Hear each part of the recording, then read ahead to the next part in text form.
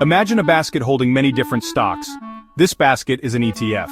It lets you invest in many companies at once. ETFs are like mutual funds but trade on stock exchanges. They offer diversification because they hold assets like stocks or bonds. ETFs are becoming very popular. They're easy to buy and sell, just like individual stocks. Index funds are a type of ETF. They aim to match the performance of a specific market index. Imagine trying to copy all the stocks in the S&P 500. That's what an S&P 500 index fund does. These funds hold the same stocks in the same proportions as their target index. This makes them a simple way to invest passively. Index funds benefit from low fees because they don't require active management.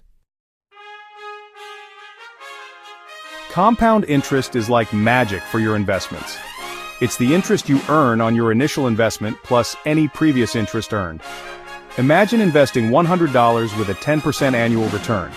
In year 2, you earn interest on $110, not just $100. This snowball effect can turn small, regular investments into significant wealth over time, especially within ETFs and index funds.